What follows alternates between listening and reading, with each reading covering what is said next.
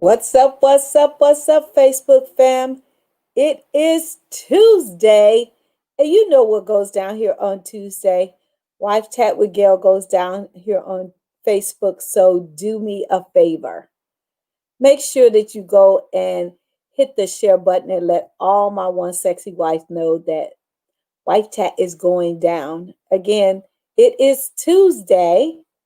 And you guys know I get excited about Tuesday. So do me a favor. Make sure that you're hitting the share button. Thank you so much for joining me. Thank you. Thank you. Thank you so much for joining me here on Facebook. Again, welcome to Wife Chat. It is Tuesday and I am excited. Thank you, Johanna. Thank you. And hello to you. Make sure that you're hitting the share button, letting all my one sexy wife know that Wife Chat is going down here. And again, thank you again so much for joining me. I know everybody's busy. It's about to be the holidays and everything like that. And I just want to tell you that this chat that I'm going to talk to you about tonight came through my messenger here on Facebook. And let me just tell you, I did not see this message for man, like 15 days. And so I want to apologize to the wife who sent this. And basically, she wanted me to talk about how to get her questions answered after infidelity. And so that's what tonight's chats is going to be about. And again, you guys, thank you so much for joining me. Thank you so much for hitting the share button. I truly, truly appreciate you guys coming on here and hanging out with me for a few minutes.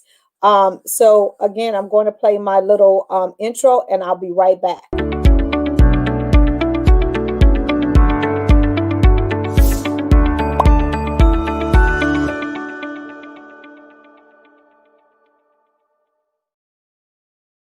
So again, tonight this chat comes from a wife that actually hit me up in my messenger, and she just is wanting to know how to get her questions answered about, her husband committing infidelity. And so let me just give you some statistics, and then I'm going to give you some just practical things that you can do if you have dealt with infidelity in your marriage. Over 20% of all American marriages will deal with some form of infidelity, whether it's emotional infidelity or physical infidelity. And, any type of infidelity is hard.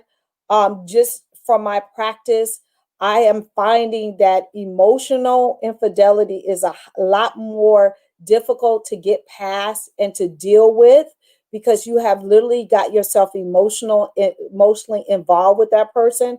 A lot of times, women get emotionally involved with men more than men get involved with women emotionally. Men tend to have more physical affairs that they tend to say that don't mean anything to them. And so it's just not saying that men can't have an emotional affairs and women can't just have physical affairs, but just the statistics say that women have more emotional affairs and men have more physical affairs. Okay. And just to let you know that 50% of all American marriages will survive infidelity, and it goes up significantly if up to 75% if the couple seeks some type of coaching or counseling. So that's huge to know that you can get past infidelity. 50% survive without any type of outside help or support, but 75% of marriages survive and thrive with some type of coaching or counseling or something like that. So my thought story is that you made a covenant and everybody makes mistakes, and I'm not condoning infidelity. What I'm saying is that if you're in this situation, reach out and get some help, okay? Because you have a 75% chance of getting past this and having a thriving, amazing marriage. So just know that. So how do you recover from infidelity? And I have done programs on it. There's some other, coaches and counselors as well have done programs on there. I have an amazing ebook called Life After Infidelity that's on my website, gailcrowder.com, that walks you through all of this. But I'm just going to give you a real brief overview of what you can do to walk and get some of your questions answered and those kind of things. Let me just give you some precursors as well, because everybody's situation is different, and I cannot address everybody's situation and everybody's thing and all of that kind of thing. Let me just tell you, infidelity, the act of infidelity, whether it's physical or emotional, is just the surface. There is root causes to cause someone to step outside of their marriage, right? There is unresolved issues, on conversations that have not been had, or conversations that have not been finished. There's apologies that need to happen. It's so many different reasons why people step outside of their marriages. So just know that the actual act of infidelity is the surface, has nothing to do with the root cause. And in order for a marriage to thrive and survive, you must dig up and figure out what is the root cause. Okay? So the first thing is that when you are trying to get questions answered, or you're trying to figure out why this happened in your marriage, my thing to a woman or a man is, do not ask any questions that you're not 100% prepared to hear the answer. Because a lot of times we say we want to know when it happened, how was the sex, how she looked or how he looked, or we want to know all of these things, where it happened, what time it happened, so you can put all of this framework together, right? But the real question is, are you prepared for the answer? Because you're already hurt. You're already questioning why this happened to me. And if they begin to give you all the details and you begin to explore and compare and do all of these things, are you truly ready for all the answers? And in my coaching practice, I have found that a lot of times we as women, and I'm not going to say not men, but we as women are not prepared emotionally to handle what they're about to say. So that's the first thing. Are you truly 100% prepared to hear all the answers? Number two, this is something that I'm going to stand by 100%. Do not, if you're a woman, do not try to make contact with that other woman. Even if you have the information, even if you think that you should be contacting them, telling them, this is your husband, why are you with my man? All of these different kind of things. Do not make contact with the woman. And I'll tell you why. For the simple fact is that you're opening the door to empower that other woman to know that you're hurt.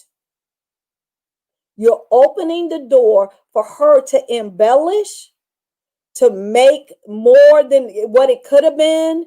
You're opening the door to a lion, right? Because do you actually think the woman who is committing adultery with your spouse is going to say, oh no, it wasn't that good, or oh no, he didn't buy me this, oh no, we didn't? Like, they're not going to do that. So don't even put yourself in a position where you empower her to hurt you further. And I know if you have the information, I know as a woman, you like, I'm going to call her. I'm going to let her have it. I'm going to tell her, how low she is for messing with my husband or whatever. Let's just get really clear here. Your husband or your wife, because women cheat too, right? Did not cut the covenant with that person. So do not even open the door to try to have a conversation with that person, because they're not going to tell you the truth. They're going to embellish it. They're going to make it seem like you're less than. That's the reason why your spouse had to come to them, or whatever it is. So don't call her, even if you want to, even if somebody tells you to. I'm telling you, don't do it. Number 3, infidelity is 100% fixable. But it takes two people coming to the table, being 100% honest and dealing with the root causes. And I've said this earlier. You have to deal and uncover what was the root cause. And just to let you know, people just don't meet and hop in bed. It's a process. Like the word of God says, wages of sin is death. You got to work to be able to commit adultery. So people just don't meet and hop in the bed. It is a progression. And if you and your spouse are not communicating, if you and your spouse are not intimate, if you and your spouse are having unresolved issues, that opens the door, because communication in a marriage is the most important thing that you can do. And if there's a breakdown in communication and you're not trying to resolve it, trust and believe me, you have just opened the door for someone else to say the right things at the right time, at the right situation, to cause either emotional or physical infidelity. And I'm not saying it's right. I'm saying that's what happens. And I always tell married people, and including myself, when your communication game is high, you can get through absolutely anything. And to go back to the question that the young lady asked me, Gail, how do I get my husband to answer the questions about him committing adultery on me? My answer to you is stop asking, be quiet, and allow God to work it out. Because if he's shut off and he's not answering the question, God might just be protecting you because he knows that you're not able to handle the answers right now. And I know that sounds crazy, but sometimes we're asking for something that we're not able to handle at this point in time. And I could just tell from the messenger that she sent me that she was hurt, she was upset, she was at her wit's end, she was just didn't know what else to do. And what I say to someone who's in that situation, reach out for help, which I'm qualified to help you if you want help. 2, go and ask God to reveal everything that you need to know and to prepare your husband's heart to be able to tell you what needs to happen and how you guys can move forward if you want to move forward. Because again, when it comes to infidelity, 75% marriages can be saved. You can come from under it. You can thrive. You can grow. You can do so many different things, but you have to reach out for help and you have to undig what was the root cause. Because again, infidelity, the act, is just the surface. And so I pray for the young lady and anybody who has faced infidelity in their marriages, that God heals you in every area that you was broken, that he heals your marriage, and that you begin to communicate.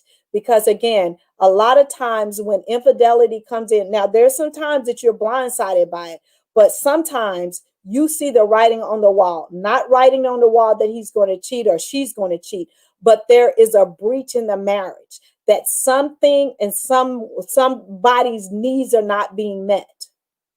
And women and men cheat for totally two different things most of the time. We cheat because we're not getting the security, we're not getting the accolades, we don't feel appreciated, we feel like we're just being used to, keep the house together, keep the kids together, all of those different things. So that's the reason why we get in emotional affairs first, and then they become physical. Men, cheat totally for totally different reasons. They cheat because they feel unappreciated. We don't build them up. We don't stroke their egos. We withhold sex. It's a whole bunch of different things, but most of the time, their things are physical. And statistics say that a lot of times when they engage physically with a woman, it's not because they're emotionally connected to them. It's just because they're not getting their physical needs met at home. And it's because we have shut off because of so many other different things where we're not being met as well. Okay. And so, again, I love you guys to pieces. Amen. Everyone can mentally handle issues. We surely can't. Thank you, sis. How are you doing tonight? Denise, again, I love you guys and I want to see you win in every area. And if you need to talk to me, you guys know how to get a hold to me, gailcrowder.com. You can inbox me on all my social media. You know, my name is just Gail Crowder on all my social media. If you need some resources, please go to my website. I have resources on pretty much everything. There is an ebook called Life After Infidelity, and I talk about everything that you need to be able to be healed and to be whole when it comes to that. I have a program on Wife Life U called Life After Infidelity. Again, like I said, I've been doing this work for 15 years. I want to see you guys win. And again, for the young lady, I pray that you see this video and that it has been helpful to you. Again, you guys, enrollment and for BSB 2021, which is going virtual, it's going to be hot. I told you guys I got Judge Lynn Toller coming in to talk to us about what divorce is going to cost you. She's going to be available for you guys to ask her any questions. Like I said, it's going to be hot. Like seriously, it's going to be hot. So go to gailcrowder.com, click under the BSB tab, and go register, because again, I'm gonna cut it off at a certain point in time, because you guys are still going to get your goodie bags. You're still going to get your workbooks. You're going to still get some amazing swag. Like I'm telling you, we're going to be bringing it. It's going to be really, really hot. And again, I love you guys to pieces. I want to see you win. We will be back here on Thursday. Say Thursday, I'll be doing evening tea with Gail and my girlfriends. We're going to be hanging out. I haven't had a chance to get with my girlfriend, so we're going to get on here and just, spill some good tea and have some tea. Well, some of them drink wine or whatever, but I don't drink. But anyway, so I'll see you guys on Thursday. Have an amazing, amazing night.